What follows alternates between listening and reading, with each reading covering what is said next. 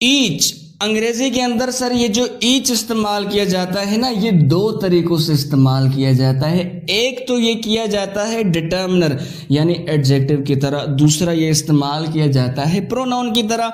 अब सर बचपन से पढ़ते आ रहे हैं, हमें पता है कि सर जब भी एडजेक्टिव आता है तो वो नाउन के लिए आता है, नाउन से पहले आकर उसके बारे में बताएगा अच्छा है बुरा है ईटीसी।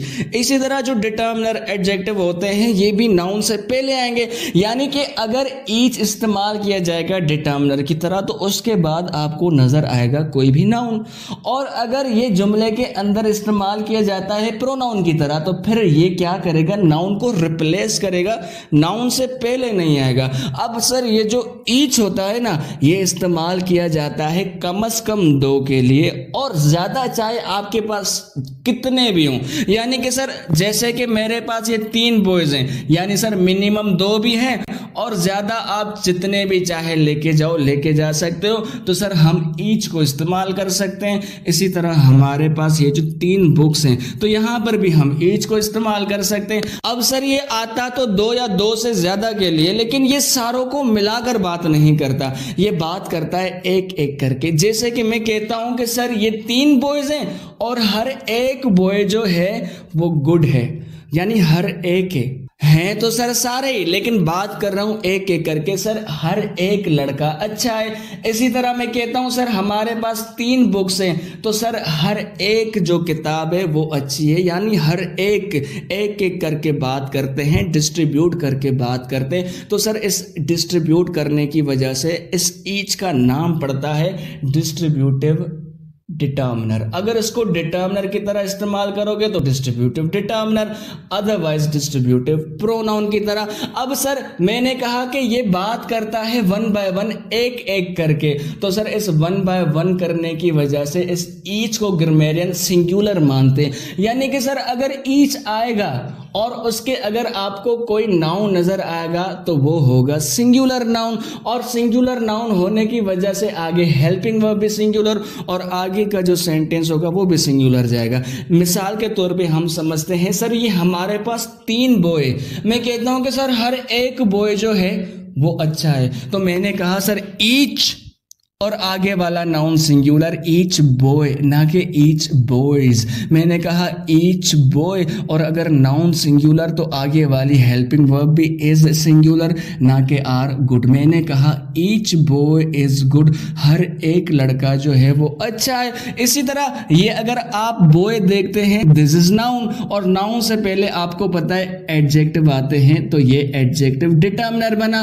अब इसी तरह सर दूसरे एग्जांपल लिखिए, देयर आर 3 बॉयज, 3 बॉयज हैं, ईच इज गुड, हर एक जो है वो अच्छा है। यानी कि सर ये जो ईच है यहां पर दिखा रहा है इन बॉयज को, यानी बॉयज को रिप्लेस कर दिया ईच ने, और आगे आपको कोई नाउन भी नजर नहीं आ रहा तो सर इस ईच ने बॉयज को रिप्लेस कर दिया। तो बॉयज तो नाउन होते हैं, तो नाउन को रिप्लेस करने वाला जो होता है प्रोनाउन होता है, तो ईच यहां पर काम कर रहा है प्रोनाउन का, और आगे वाली हेल्पिंग वर्ब भी सिंगुलर। तो sir each boy is good, हर एक लड़का अच्छा है, ईच इज गुड, हर एक अच्छा है। तो सर बात दोनों के अंदर एक ही होती है। इसी तरह सर हमारे पास दूसरी एग्जांपल है, हमारे पास 3 बुक्स हैं, मैंने कहा कि सर हर एक किताब मेरी है, तो सर ईच आगे आने वाला नाउन सिंगुलर, तो सर नाउन से पहले आया एडजेक्टिव यानी कि डिटर्मिनर, अगर ये सिंगुलर तो फिर ये भी सिंगुलर, तो ईच बुक, बुक्स नहीं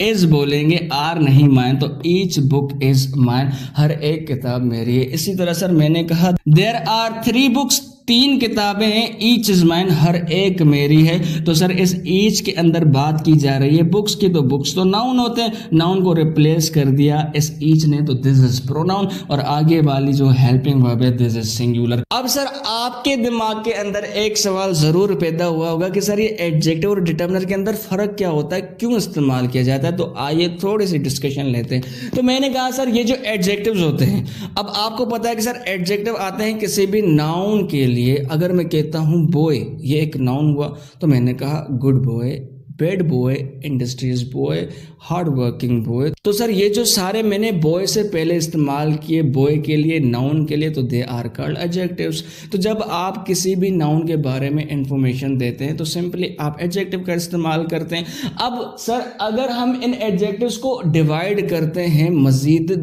दो के अंदर, तो मैंने कहा एक आपके प्योर एडजेक्टिव्स जो मैंने अभी आपको बताए, और दूसरे आपके आते हैं डिटर्मिनर्स। अब सर ये डिटर्मिनर्स के अंदर फ़र्क बताइए। तो सर ये जो डिटर्मिनर्स होते हैं ना, बेसिकली नाउन से पहले आके नाउन को डिटरमाइन करते हैं, पिन पॉइंट करते हैं, ठप्पा लगाते हैं। मैंने कहा कार, जैसे कि कार हुआ नाउन, मैंने कहा this car, that car, each car, ये वाले कार, वो वाले कार, हर एक कार, मेरी कार, उसकी कार। तो नाउन से पहले आके उसको डिटरमाइन करेंगे, थप्पा लगाएंगे। तो सर ये फ़र्क होता है एडजेक्टिव का और डिटर्मिनर का।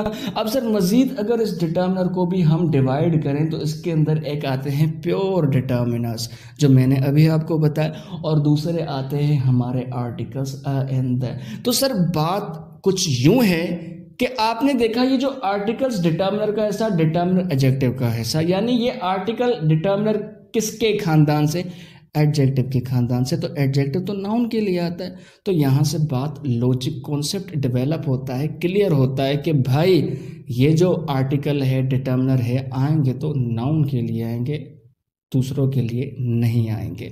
होप करता हूँ आपको बात समझ आई होगी, अच्छी लगी होगी, और मज़ीद इस तरह की कॉन्सेप्चुअल स्टडी करनी है। और अगर इस तरह की बहुत सारी आपको वीडियोस चाहिए तो मैं आपको दूंगा, बस कमेंट कीजिए, लाइक कीजिए, सपोर्ट कीजिए, आपके लिए हाजिर है। Thank you very much for paying attention.